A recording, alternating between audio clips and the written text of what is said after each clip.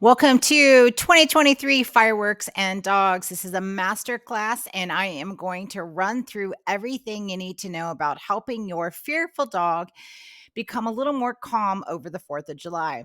Now, we typically talk about this in the mid June or beginning of June because we want you to start implementing the training right away. So, do us a favor. If this is helpful, let us know by just posting right in the comments where you're watching this.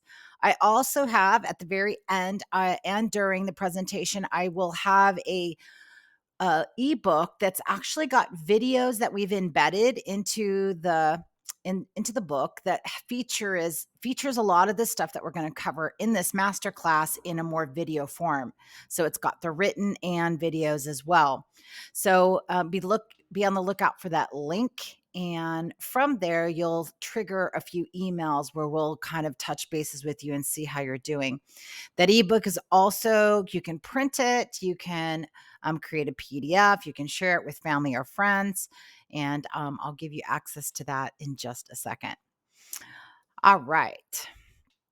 So I am Yo Armandarans. I am the owner of Canine Learning Academy, and we have talked about this. Julie and I typically have talked about this over the last, I want to say, 5 years in a row, mainly because even though the content is very common and it's out there, we like to kind of remind people. That's why we talk about it this time of year, that fireworks are going to be here. And the problem is by the time you remember and catch up going, yes, it's 4th of July next, by that time, you sometimes might not have enough time to actually start implementing the training. So really want to, again, stress the fact to try to start right away. Now, I actually have today with me in my house a dog that is fearful and anxious. And I just popped in one little video. You're going to see what it looks like. But he is a little sensitive to sound. And dogs that are sensitive to sound is very common. You know, it takes a lot of our dogs that have gone through um, either they developed, to not have fear, or they were genetically, they're okay with it. Or maybe you've done some early desensitization early on in that puppy stage and they're not as sensitive. But here where I live, there is a lot of things going on. So if you're anywhere near Huntington or Long Beach, not only do you have fireworks, you've got all kinds of sounds. And dogs typically have a lot more sensitive hearing than we do.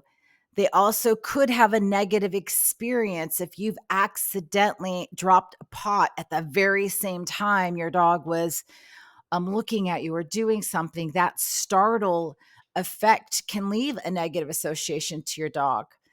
This might mean that their heart rate goes up, their a rush of adrenaline, and their stress goes up as well.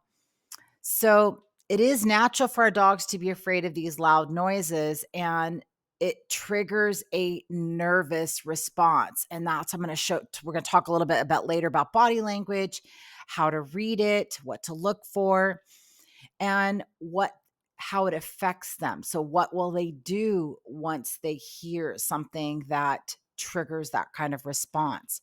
Typically, you might imagine most dogs are going to run away from the noise just to survive, right? You're going to see again a little bit later a video of this dog that very much looks like he could run away. Remember that your dog, the experience of fireworks is different than other natural loud noises. Now, for us, 4th of July is associated with fun times and family and, getting together. But for a lot of these dogs, all they hear is this loud, booming noise. They see flashing, burning, flashing lights, and then they smell a burning smell. So dogs experience the world through their senses, their nose, their eyes, and their ears. They have not got that association with the actual holiday of 4th of July. They can't put that together. You can look online. There's so many facts about the decimal of how they can hear, but we do know that what it looks like when dogs are uncomfortable. Some dogs may whimper or whine. Some dogs will run away. Some dogs will just kind of shut down. So do some research, take a look at your dog, watch some video in slow motion, and see where your dog is on the spectrum with noise. So if you have a dog that's not able to settle, not really get some good sleep, or when you're out and about on a walk and you notice their head is quite moving a lot, and even if you say, well, he's reacting to nothing, I don't see anything, most likely he can hear either an airplane or a dog barking, something like that. A lot of the times, the research shows that sometimes it's coming from genetics, and that fear and anxiety can be inherited from their parents or from the parents before. So for whatever reason your dog is fearful of some of these sounds, that is just to understand and hopefully have more patience and give you the motivation it's going to take to do the training. It's not going to take a lot of time, it just needs to be implemented. So, if we talk about the very first step, it's the sound training plan. And that means that you're desensitizing, you're making it less sensitive to the sound. So in number one, we have you hear the sound, your dog hears the sound of whatever sound. We want them to be less sensitive to the noise at a certain volume, meaning whether it's fireworks or the motorcycle things or the airplanes that go by for the air show, or if you're living in Long Beach and you can hear the Grand Prix, those loud noises, the goal is for a training plan is to make them less sensitive to that noise. That means that you want to kind of track where it is in how sensitive they are. Perhaps what volume are you playing on your TV, or where was the sound that your dog reacted to? Was it across the street? Was it in another neighborhood? If you're watching the fireworks show and had a bad incident last year, was the show in front of your house? Where was it at Disneyland? A few miles away.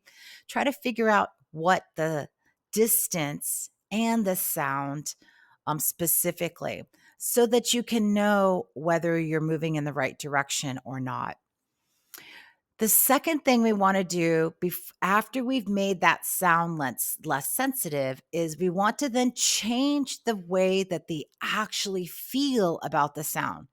Right now, your dog hears a loud sound and they elicit a emotional response of, I don't know what that sound is, I should run away from it. Typically, that's what you're going to see in a dog that's a little anxious or not familiar with those sounds. That's a sound. I don't know what to do with it. They process that information and then they either decide to ignore it or they go, I need to get away from here. I need to create more space away from the sound, which is why you get a lot of dogs that run away during this time of year because they're getting away from that sound and they can't figure out where it's coming from. So the second part of our sound training plan, which is what I'm going over with you guys today, is to change the way they feel, is to give them a positive association with the sound. And I'm going to go over the steps on how to do that. But it's first creating a sound that's less sensitive. Second, once it's less sensitive, then you can change the way they feel about it. Here are our 5 kind of steps that we're going to go over in this topic, in this masterclass. So, number 1, we're going to talk about helping your dog reduce the stress of the loud noise. We'll talk about what stress looks like. So, how do you know? And how to lower the volume on the sound so that your dog is less stressful. After that, step 2 is changing the way they feel. So, from a negative response to a positive response or to a neutral response, either way. Step 3, we're going to implement and show you how you can implement more games to change the way they feel about loud sounds and different kinds of sounds. Step 4, we're going to go into creating a safe space, preventing them from running away, and anything to do with emergencies and how to get your dog to recover. And then lastly, in step 5, we're going to go over what to do that week of 4th of July, the last week, and what to predict. And if you might need to think about getting some medical support. So, step 1, desensitizing your dog to the sound of fireworks. So, how do you know if your dog needs help? How do you know if they are stressed when they hear the sound? Some of you may have dogs that you want to make sure that they're going to be okay, and you're not quite sure if they are sensitive to the sound. Some of you have a dog that currently has a problem with the noise. You know that either from past experience or with other noise, but they handle it okay, and you're not quite sure how to address going forward or how to avoid the noise. So we're going to go over those things in just a second. It is normal for dogs to shy away from certain noises, and we want to refrain from saying things like, "Oh, knock it off. It's not a big deal." Or um like we see here in this picture, covering their ears. Because it's overwhelming for our dogs, when you're implementing the plan, we want you to be very cautious of the sound that you're making. So, for example, if you're watching this, I might play some fireworks. Knowing that I might play fireworks, go ahead and put your headphones on. Or if I've got dogs barking, you want to put your headphones on so it doesn't trigger your dog to then respond to that sound.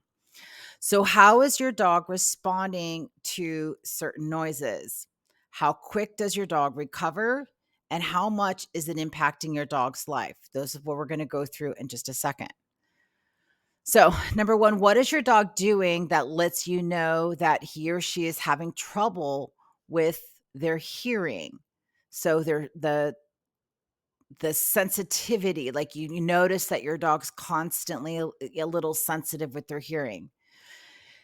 Typically, you'll see something like the dog will be perking up their head, or are they tracking the sound? You'll see their ears twitch and then they follow where that sound is coming from. Or sometimes you'll have a dog that barks a few times after they hear a sound, right? And that will tell you that, hey, my dog might be really sensitive to noise. Or if they're barking nonstop immediately after a sound happens. Recovery means that after the sound, is triggered. So if it's a dog barking at a distance, your dog starts barking and they're barking nonstop. You know that their hearing is really sensitive, and now their response to that bark is to bark. Recovery, when we say recovery, we're looking at after the sound is over, does your dog immediately process the sound and has passed away, it's done? And how long does it take for your dog to return back to what we call baseline, back to doing what they were doing before? Does your dog go to sleep? Does your dog go lay down? Does your dog begin to pace and search for the next sound? Does your dog start trembling or hiding? So dog hears, let's just say fireworks. Your dog hears a fireworks sound. After the fireworks sound is done, so let's say whatever they do when they hear that sound, they might perk up. When we're talking about recovery, think about what did they do after? So do they go back to doing what they were doing before, sniffing, laying down in their bed, sleeping? Do they pace and search? Do they tremble or hide? Now, if it's one where they go back to doing what they were doing, sleeping, going to their bed, that is a normal, that's what we'd say a typical, that's the goal response recovery. We want them to hear it, acknowledge it, fine, process it, and then go back to doing recovery. Good. Second tier is pacing and searching. Well, they are still not settled. So if you think about how you would feel if you heard something and now you're anxious and a little nervous about it, what does that mean? What's that going to do? Right? You start going into a little bit of a frenzy.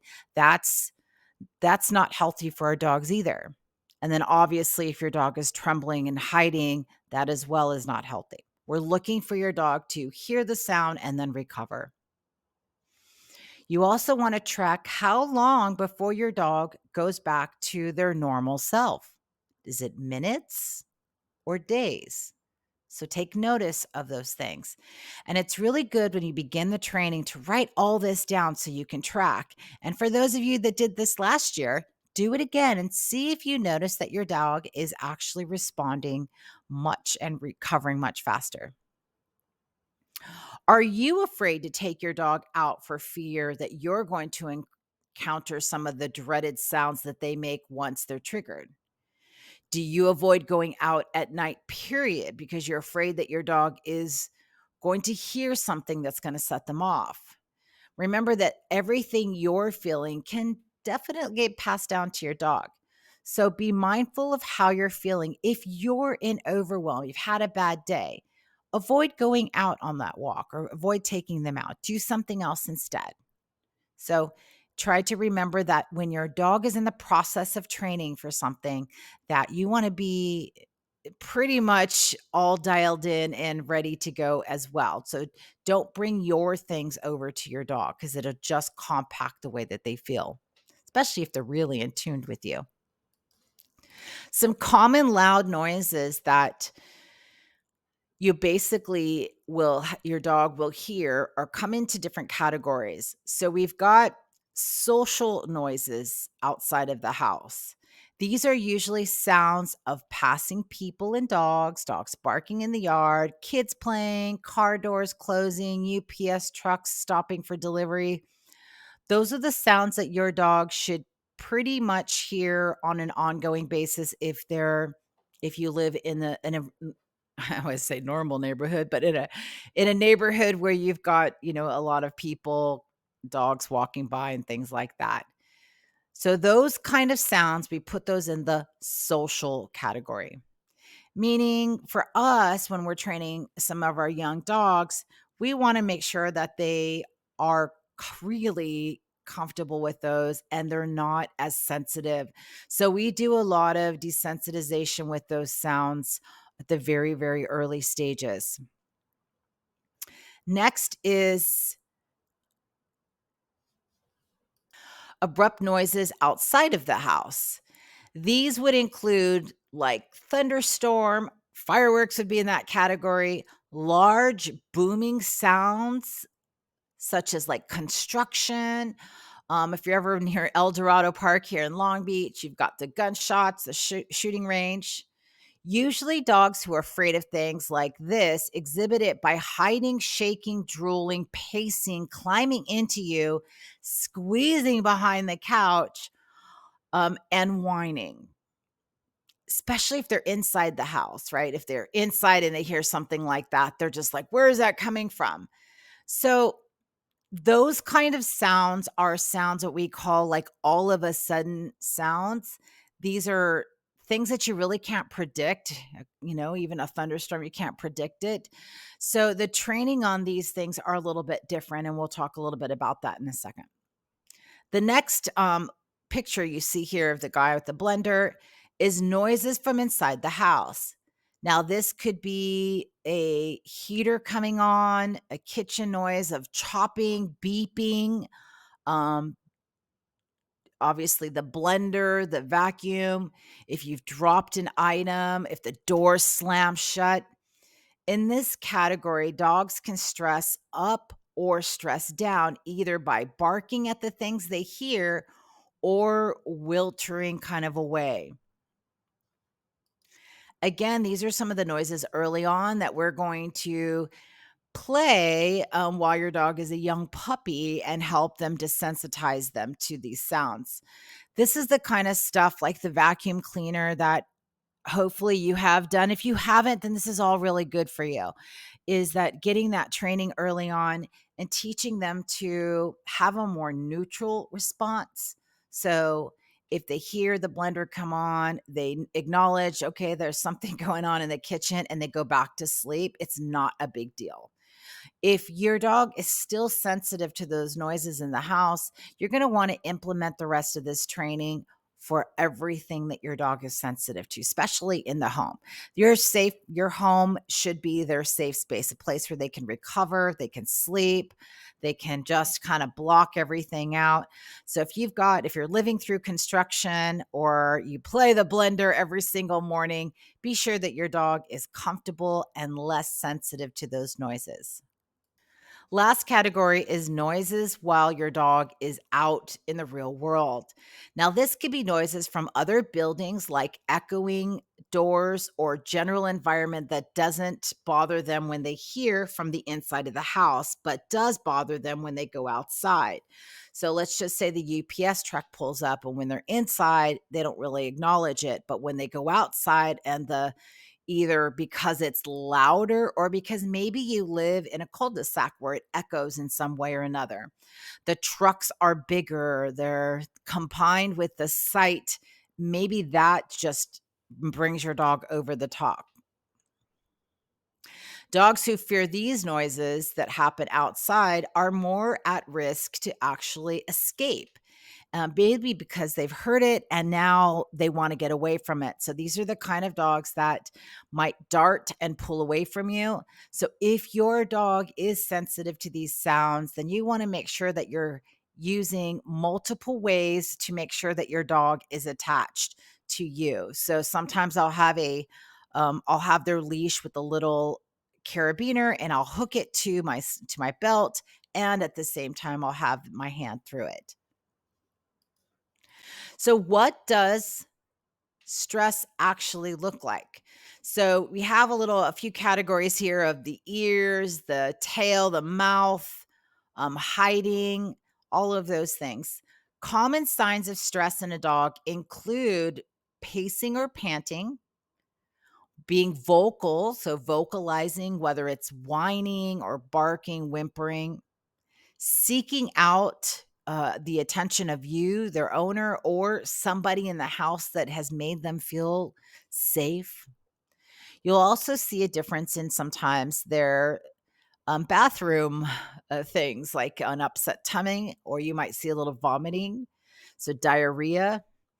You could even see shedding, right? So, shedding stress can show itself in a world host of different ways. While not two dogs are going to show you what stress looks like, um, some of the things are very common that we see when a dog is stressed out. Some dogs are going to be a lot more vocal and, hey, I'm really struggling here. And then some dogs are going to be really like drawing back from you, sleeping. You're going to notice they're tired. And it's just information. There's nothing really to do about it except how can I comfort this? How can I make things a little bit easier for them? So, in this first photo here of the ears twitching, when a dog hears a sound or catches a smell or sight, but typically you'll see that their ears will start to move. They'll move forward, or they'll move what we call airplane ears, or they'll go back or pin back. So if you look at the two front pictures, you see the one on the top and the one on the bottom. The one on the top looks like they're actually processing information. So their ears are up. And if you take a look at the right ear compared to the left ear, you'll see that the right ear is up higher. So most likely that sound is coming from their right side. Now, the bottom picture, the white dog, you see that the ears are pinned back and he's got a little bit of what we call furrow brows and he's hunched down. So in this case, he's already processed information and now his response is to make himself small. So we see fear and stress in that bottom picture. Top picture with the black dog is processing information. Bottom picture is I'm shut down. I don't know what to do. I'm going to sit here and get as small as I can. Second picture, you see this dog with an open mouth, probably barking or even howling, another stress signal. And some dogs naturally howl, but if they've heard a sound that's making them howl, or they're asking for something, for example, if they're looking for you, they could be howling. Maybe that's their way of getting you. Um, that's what that kind of stress is going to look like. And then you have on the bottom picture this English bulldog. He is again looking small, finding the corner of the house where he can hide. Another stress signal. Okay, so when a dog's hovering, looking for a place to go, stress signal. Over here on the it looks like a Yorkie over here, the worried look on his eyes, most likely he's processed information or she's processed information. And now, again, how do I get out of here? How do I get small? What's going to happen next? I'm unsure.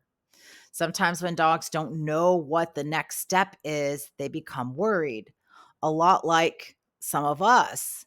You know, if you're feeling overwhelmed and stress of not knowing what your next step is, this can become very hard on the body, and it shows up in a lot of different ways. The last picture here, the white dog with the eyes like this, with the mouth closed. This is another subtle stress signal here.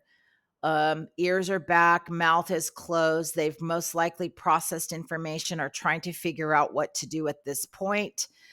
The way that the body is kind of curved. Again, these are photos, so it's really hard to know exactly, but just giving you a few tips to kind of look out for. So see the difference between the dog with the black ears and all the rest of the photos. One is processing information, the others have made their decision that they are worried in some way or another. Now, what to do with that is something we'll go over next. Here's a little video of a dog I have here out on a walk, and there's lots of body language, but I wanted to show you the video of what kind of stress signals look like. So you can look at the tail, where the tail is, head is down low.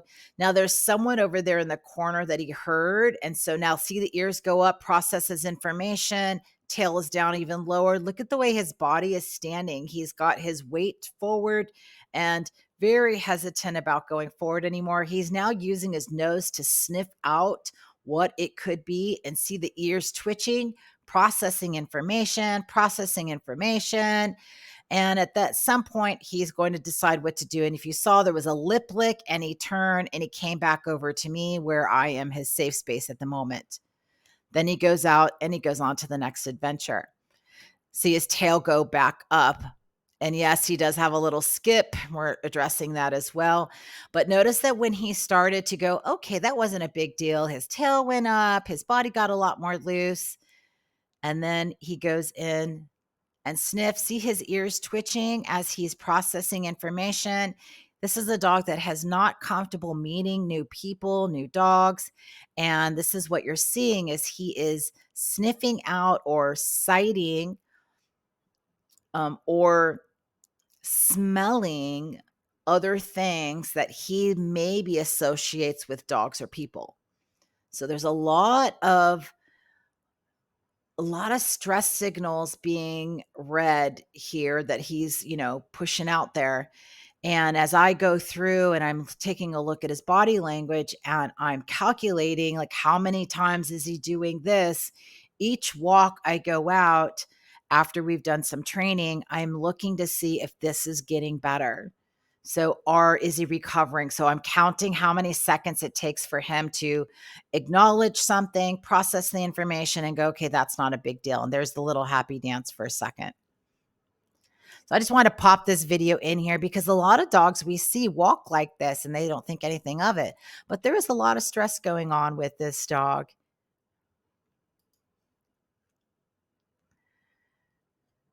So what does stress actually do to your dog? Well, it can be pretty miserable for some dogs.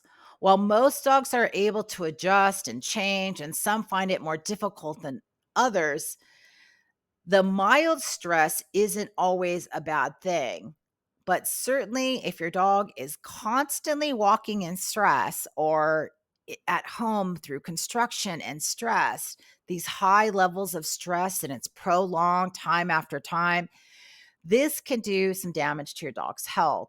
Stress affects our canine companions by causing them psychological and adaptive changes. Stress causes them changes in their body, which can include increased energy diversion to the muscle, meaning that they're not getting enough oxygen. Of course, the increased heart rate, the worry, blood pressure, kind of all the same things that it does to us when we're stressed out. Now, over a long period of time of stress, growth, their immune system, and the way that they recover naturally can all be suppressed. So it can affect all of that. Behavior changes can also show up. So if a dog is going through something and they're stressed out, a lot of times you'll notice that, like, all of a sudden he's doing these things. So they might have accidents in the house, or maybe they're overreacting to something that they normally don't overreact to. Maybe they're jumping, maybe they're feeling a little bit depressed, not knowing what to do. Digestive system problems. So you'll notice that there could have diarrhea, vomiting, not eating as much, accidents, like I said, in the house, or obsessive behaviors start to happen. Changes in the way that they pace in the house or they're chewing. Maybe they got into something and now they're like ripping things apart that they've never even touched before. Now, some dogs can go into the aggression state where they're so stressed that they're becoming more growling and snapping and even biting at things that they normally didn't respond to. Just a quick reminder that if your dog is showing these signs of stress, telling your dog to just knock it off or stop is not going to do any good. Stress should never be punished or reprimanded, as this is likely to make everything even worse. And then, like I said before, your dog, it can read stress coming from you. So the way that you respond with anxiety, knowing, oh my gosh, what am I going to do? And what's going on? Whether you're worried about something at work or in the home or the construction going on in your home or your dog, be mindful that your dog can have those feelings. They can feel the overwhelm coming from you and it can make them anxious as well. So, in order to maintain healthy balance for you and for your dog, your body needs to be able to process stress and then calm down afterwards. So, it is normal to have a moment of stress, but how you handle it and how you're able to recover is also going to be helpful for your dog. So, couple things that you can do is being able to flush out some of that excess cortisol and other stress hormones in your body by doing things that make you more calm, heart rate going down. Less anxious people have less anxious dogs. So things like breathing technique, taking a little nap, going into reading something or something that just brings that heart rate down. If you feel anxious, working on it won't just help you, but can help your dog as well. So if you're able to show your dog calm and resiliency after a stressful or anxious situation, your dog will have a great example to follow. So here's how you can help. Desensitizing your dog to loud noises is a good way to keep them calm in the situations that may otherwise make them anxious. While there are things you can do to calm your dog during periods of loud noises, such as fireworks or bonfires or getting your dog used to these loud sounds, gradual, so we're going into the very first lesson, gradual desensitization, meaning making your dog less sensitive to the loud noises, is going to be very helpful. Then that's your plan, is I'm going to make them less sensitive. Once you have your plan, you've got to put your plan in action. We're going to teach them to associate these sounds with something positive instead of being scared. This process should be carried out in a gradual period of time and can take weeks, if not months, if not years. So, we're going to use fireworks in the demonstration that I have for you today. And if you run out of time to do all of the training, make sure that you do have a safe space. And we're going to talk about a safe space in a little bit. And to make plans for the festivities, the days of the festivities. We're going to use something like YouTube to get the streaming sound. And it's important that the training is done with your dog indoors, away from distractions, and make sure that your dog can easily leave the room if they want to. If your dog leaves the room, it's telling you it's too loud or they're not comfortable in that room. To begin the training, to get your dog to settle in the room and play the sound they're least scared of at the very, very lowest volume. So take a look at YouTube. You can play YouTube on your phone or on a computer or your TV. So I had played it this morning on my TV. Play the sound at a very low volume with your dog in that same room. Make sure that they have enough room to move away.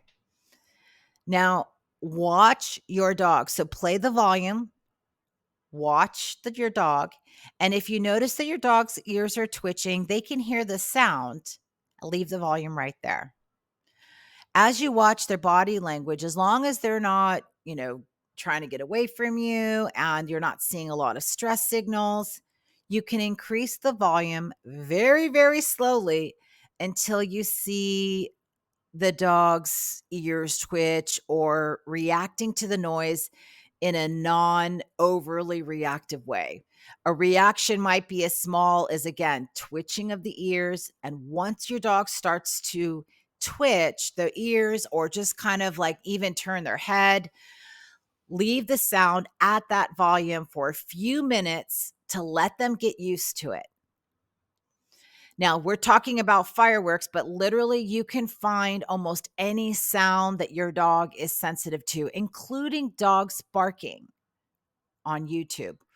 Or you can use your phone to record the audio to a sound and then again, play it at lower volume. So this is the very first step.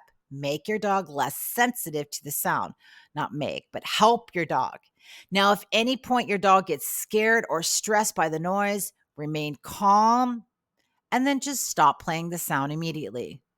This means that you've progressed way too fast, the sound is way too loud, and then wait a couple minutes to do it again. Play the sound at a very low volume for about 5 to 10 minutes on that first day, 3 to 4 times a day. Once your dog has stopped responding to the sound that you're making, you can then turn your volume up. Now, over the entire week, so this is your week 1, you would go and do this particular thing. Fireworks sound, 5 to 10 minutes a day, or 1 to 3 minutes a day, as long as you commit to doing it 3 to 4 times a day if you can. So here is a little short video of what that's going to look like. Turn the volume on, very low. So there was a lip lick. There's a little bit of twitch going on. There's a lip lick, tiny lip lick. I've also got the camera in his face. So if you look at the rest of your dog's body language and he's pretty calm, you've done it for 3, 4, 5 minutes, you could turn the volume up another notch. So I'm looking for little tiny twitches that he can hear the sound. You're not doing any training yet. All you're doing is making him less sensitive or helping your dog become less sensitive to the sound.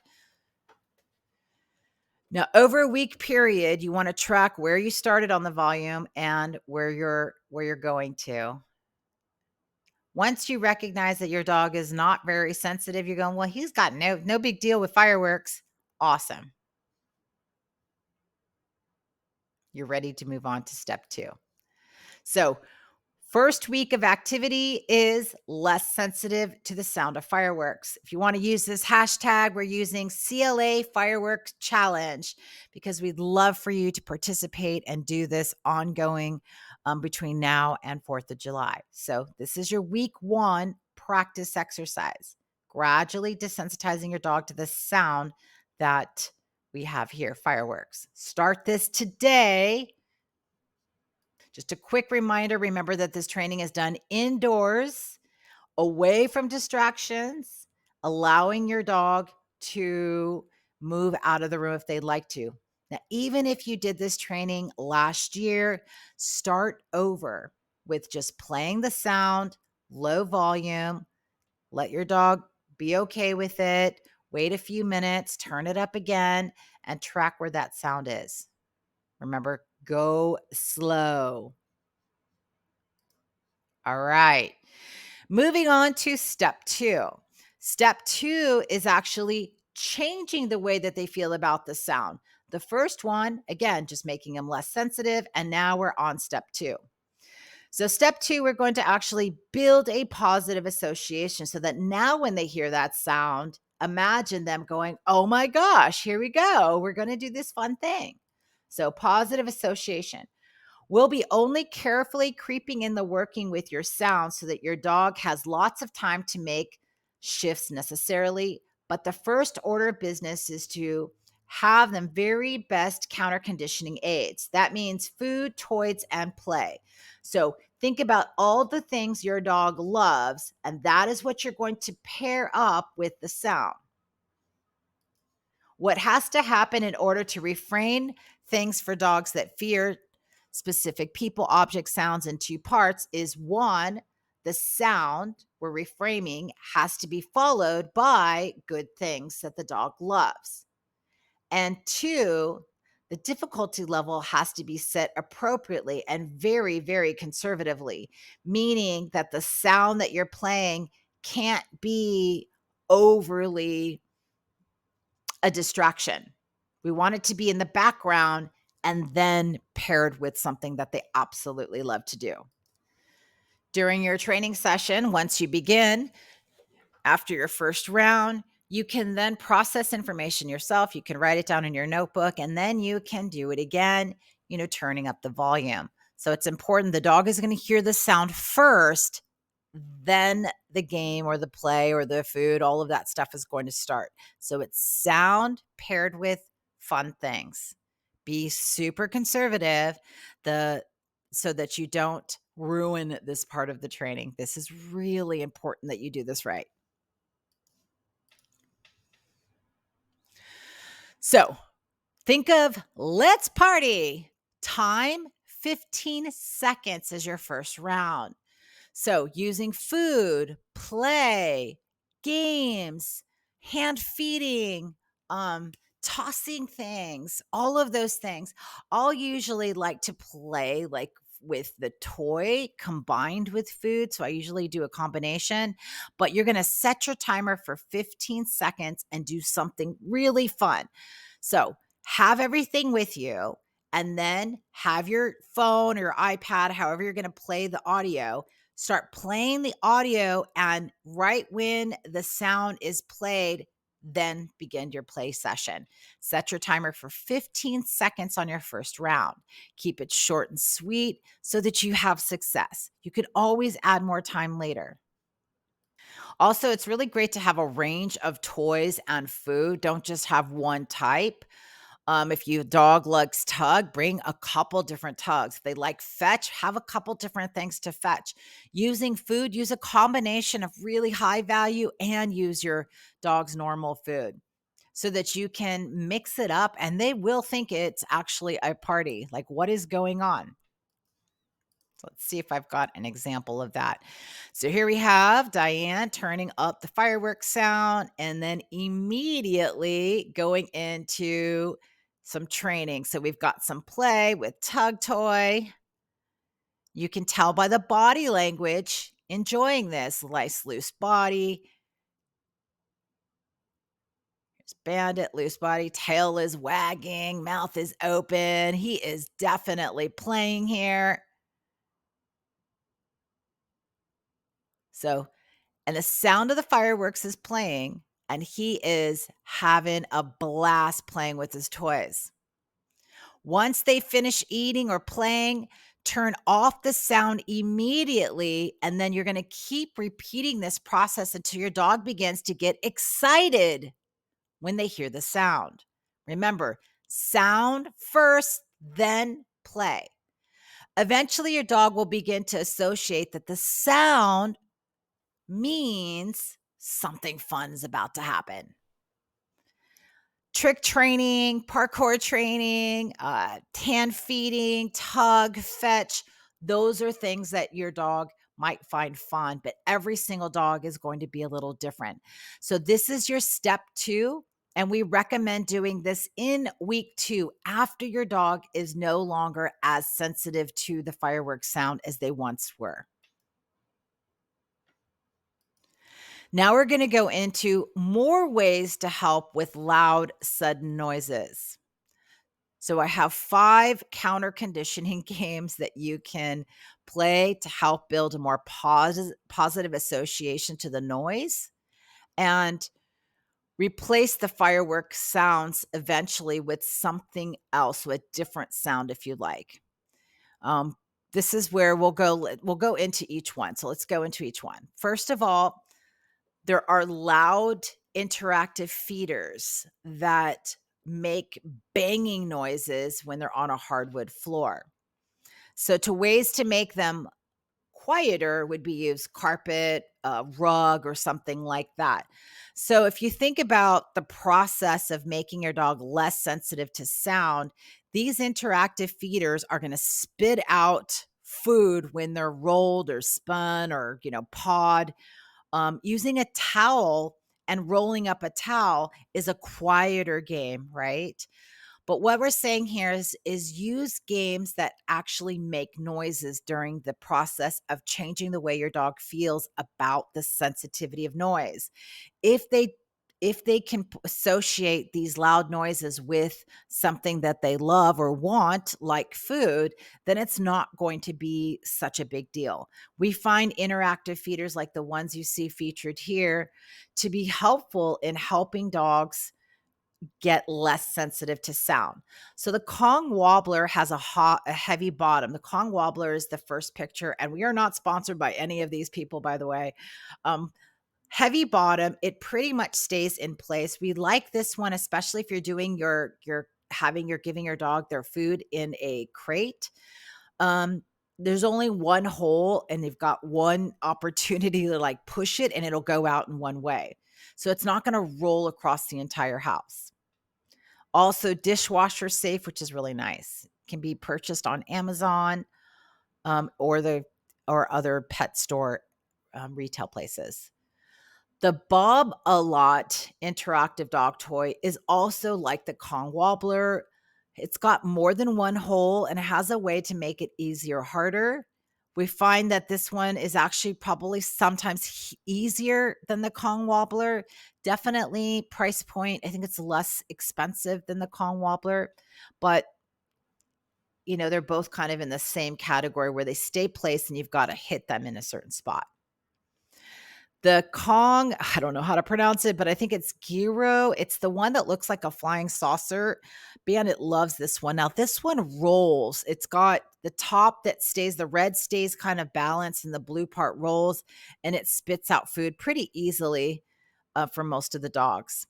And then lastly is I think this is called the Kong Classic toy, and it's the red one next over to the Kong Wobbler. Now, this one rolls all over your floor, and it's very durable. Some dogs can break this one pretty easily. So if you do have a dog that is strong, it does have rubber all the way around it, so it's not going to damage your floor. But I do notice that some dogs learn how to hit it hard, and it just opens up because, that's the fastest way for them to get their food. So louder interactive feeders can help with building a more positive association to loud sounds. You'll want to start with putting these kind of dispensers on a floor, rug, carpet, and then gradually going from there. Another option is using, actually, I have all 5 here, so here we go. Another 5 different ways. Okay, here it is. 5 different ways to help your dog become less sensitive. We've got using the interactive feeders. So you see here all the different ones that we talked about. I turned off the volume on all of these, but you can see how they work and how they spin around and how fun it could be. Kong Wobbler has that heavy bass.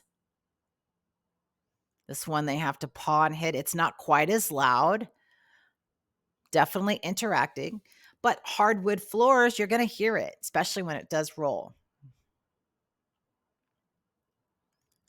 Longer lasting chews, like the Kong, the traditional Kong, these also could make, even though they're rubber and stuff, if you put them on a crate or a hardwood floor, you're still going to hear them. So while they're playing music, while you're playing, not music, while you're playing fireworks, then it's loud sounds.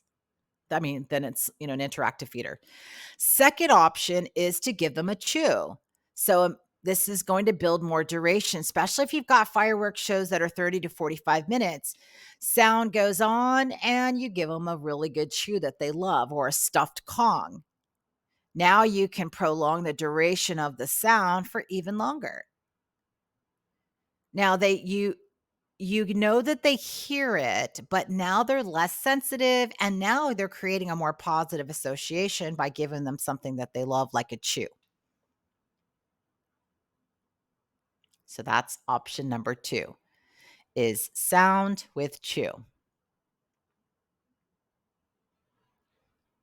Option number 3 is reorganizing your kitchen while they're chewing on a bone. So that's loud noises, but instead of fireworks, you're doing the more banging pots and pans.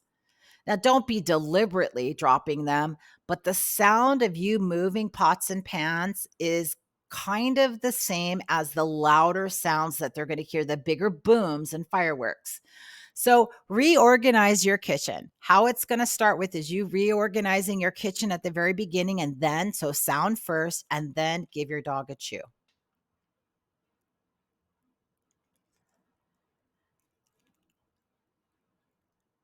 Especially if you have hardwood floors or tile floors. Now, option number 4 is the much louder sounds that you hear in fireworks. So you're going to look for them on YouTube, and I don't know if they're called screamers, but they're usually the high pitch one. So when you hear the high pitch one, hand feed your dog, so that sound equals food.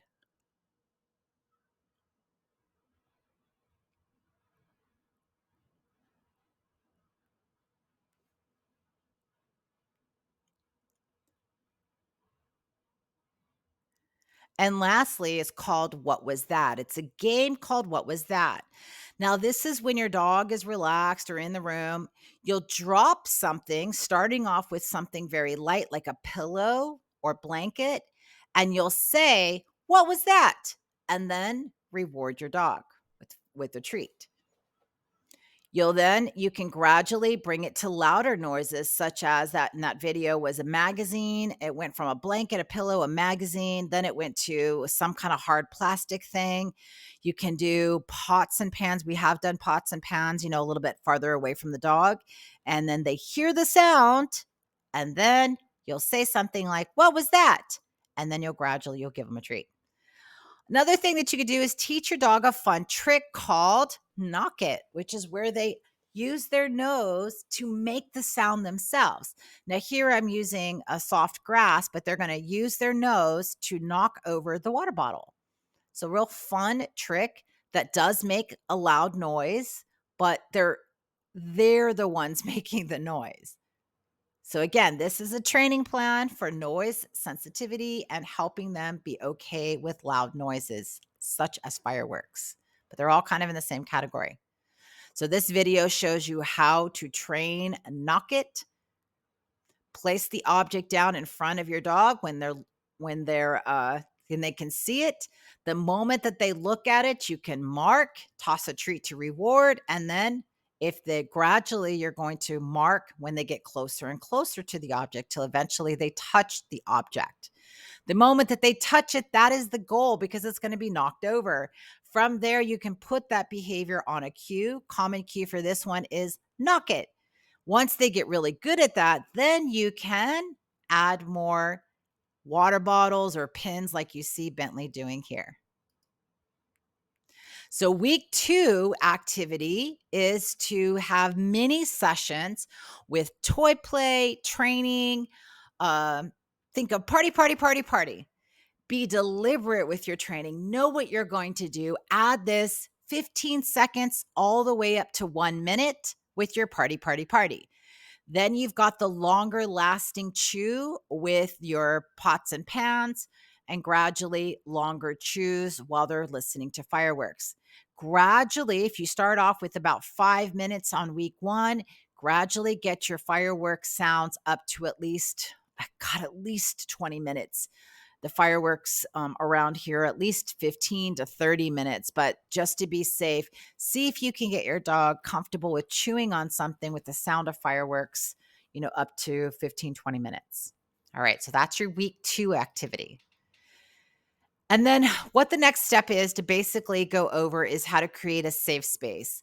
Now, just in case you don't have enough time to train this, or you're living like I am, where I am like right here, they're going to be doing fireworks right in front of my house on the beach, and it is just really loud. You almost don't have the ability to train for it until it happens, right? Or the air show that goes right up over your head. So pick a place that when you know a fireworks show is going to happen, you're going to retreat your dog over to that space so that they can be less sensitive, less in the face of the sound that's making them feel the stress. And even if your dog has never experienced stress before from fireworks or Grand Prix or the air show, it's still important to protect their ears. They can still hear it, and they have sensitive hearing, much more sensitive than us. So it's not in your best interest to have them around that at all. It's not fun for them. Let's put it that way. So a safe space is a place that is optional in your home that is the farthest away from where the sound is coming from. A large bathroom, a walk-in closet, a laundry room, an open living room even, or bedroom where it has tables or places where they can hide. The place should be safe in which that it's quieter, away from any open windows, close the curtains, the ability to block or mask the noise as much as possible.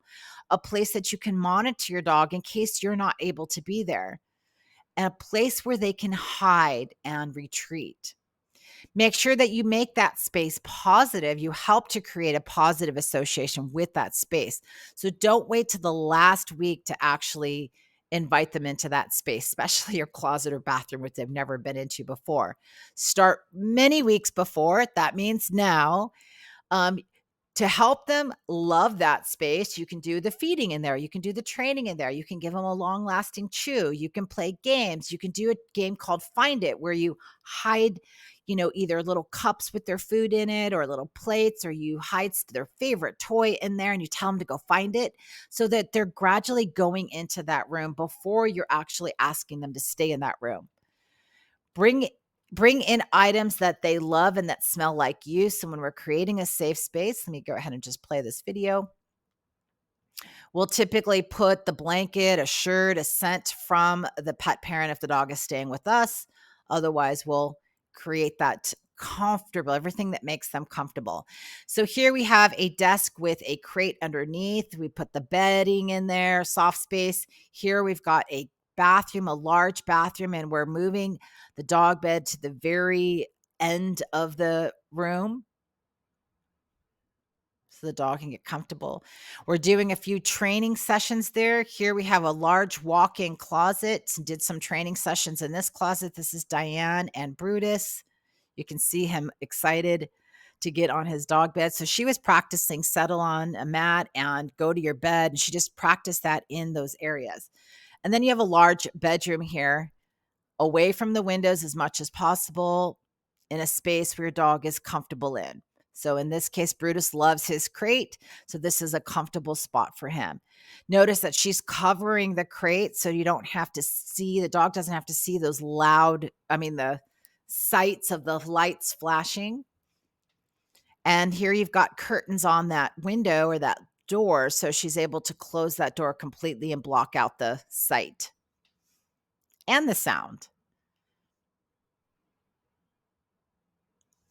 When you're creating a safe space, this is not where you're going to be playing fireworks. This is where you're going to be playing something that is more calming. So classical music, reggae, dog TV, something that is a lot more calming. You want to play it pretty loud because what you're trying to do is block out the sound. So here she is closing the blinds to block out the sight. You can roll towels underneath the windows or doors, like you see here, to block out some of the sound.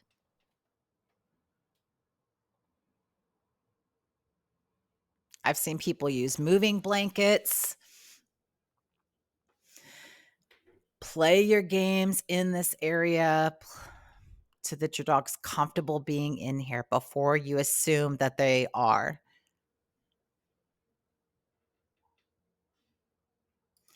Now, prevention is everything. Prevent and know what to do in case of emergency. So walk the perimeter of your home, backyard, front yard. Make sure that the doors are secure, that you've got like extra, I might put a pin in the doors just to make sure that it doesn't open or close. When your dog is scared, their natural instinct is to run. We have seen dogs jump off of a second story building. We've seen them break through a window. They will try to get out. And once they do get out, as you know, a lot of dogs will and can get hit by a car, when they're out on the streets. They're trying to escape and they can't figure out where the noise is coming from. So they're going to do what they can to feel safe. So double secure your exits. So if you've never used a gate before, this is a chance to put up one or two gates to prevent them from going out the back or front door. If you've got people in your home during the festivities, then creating double, triple barriers. And if you don't think your dog can jump, when they need to get out, they will try to jump. Make sure your microchip on your dog is up to date. So take your dog over to the vet, have them check that microchip, write that microchip number down. Be sure that your dog's collar is on every time you go out. During the 4th of July, that whole week, if I can, I try to keep the collars on the dog. And I'll show you a couple different ways that you can do that or explain them to you. If you've got a GPS on your dog, like an air tag, go ahead and make sure that is working. If your dog is lost, be sure that you know what sites that you're going to post on, because they're next door, Facebook, they're all really good at like, hey, dog is missing, go through this site or post a picture. If you find a dog and you're able to trap the dog and take them with you, put them in your garage, create a little safe space for them, and then start posting and seeing, get them safe first, and then see how you can find and reunite the dog and their pet parent again. Adjust your schedule on your walk. Make sure that you know when fireworks are happening on the week of, but know that people warm up to it like the whole 10 days before you're going to start hearing fireworks. And it normally is around 7, 8 o'clock at night. For that reason, take your dog, adjust that schedule, take your dog out much earlier to have their last potty break. Knowing that sound might go off at any time, collar and tags is a must. At the same time, make sure that they are secured. They cannot get out of their harness. Maybe you're using a harness attached to the collar. Put that leash around your belt, attach it, to your arm. Make sure that everything is secured. Take extra photos of your dog. Make sure you've got a full close-up of their face, full body shot, side, front, everything that you can to make sure that you can give a clear description of your dog. So again, secure your home, walk the fence line, check your locks. Microchip colors.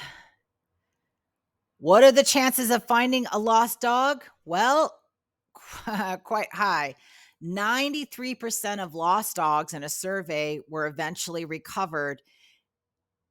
So it's usually right within their neighborhood.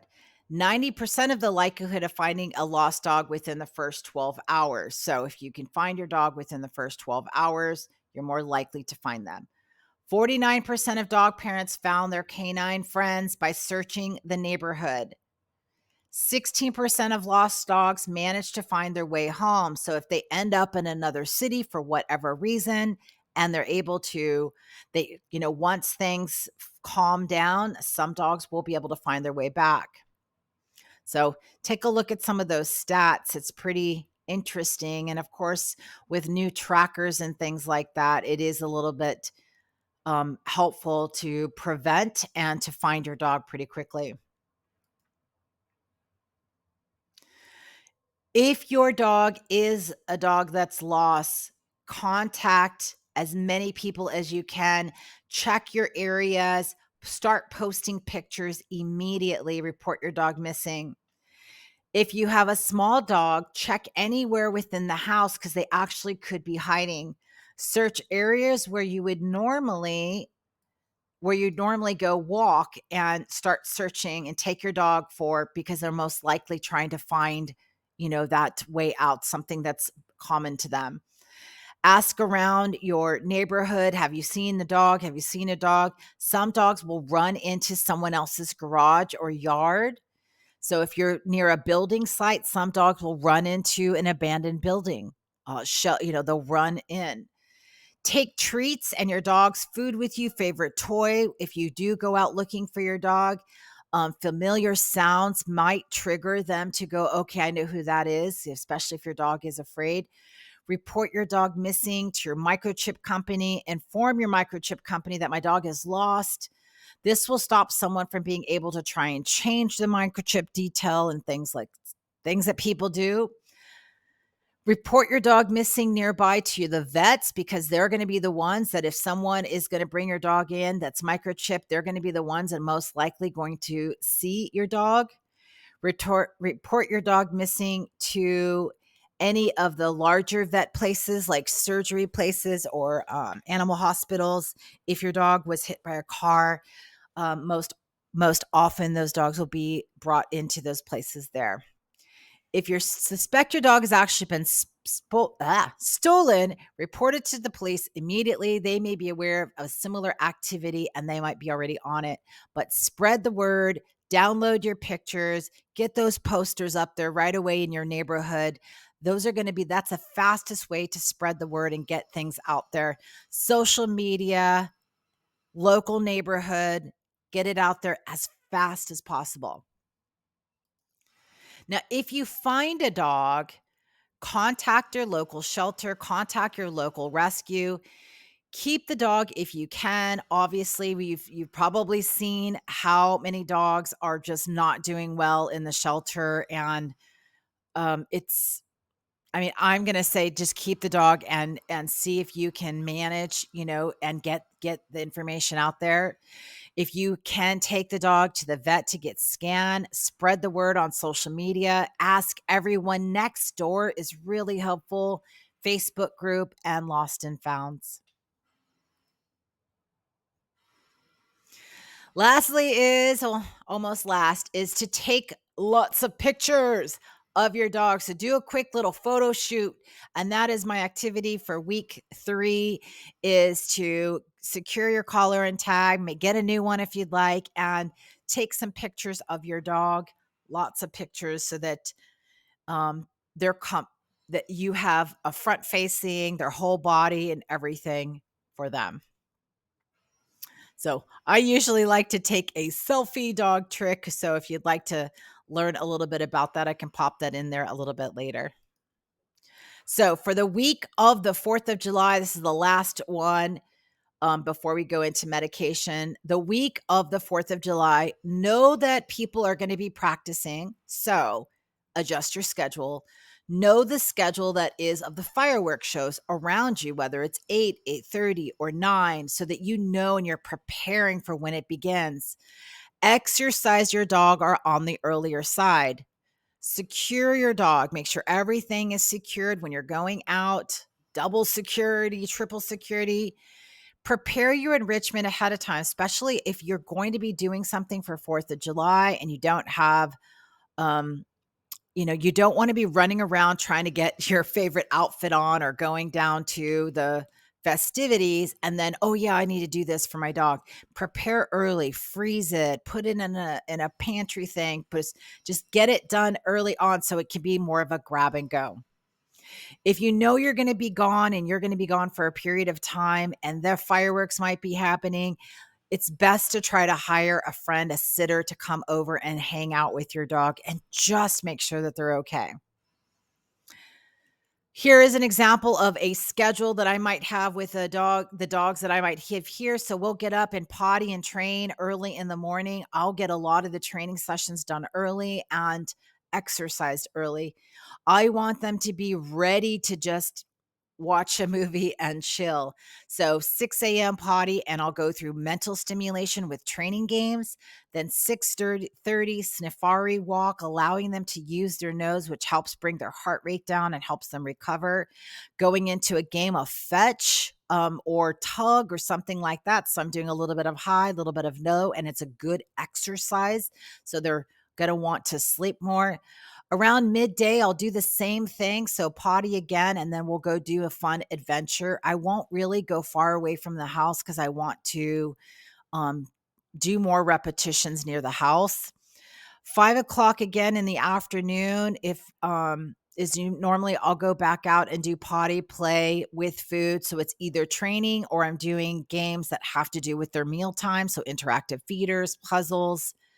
And then I'll have them go do a really good safari. This is where you're going to get your, I'll do some parkour, I'll do some tricks while they're doing their sniffing walk. About 30 to 45 minutes for my group. If they're puppies, they'll be in a stroller and hanging out while we're going for our little walk, but we will be out for a little bit um, right in the afternoon while it's still sunny outside before it gets dark because I don't want to be out when the loud noises happen. Now, around the 7 o'clock, when I normally take the dogs out at 8, I'll go out at 7 and make sure all the dogs are potty. And then I'll come back in the house and I'll play a game of Find It where I'll have the dogs like search for something.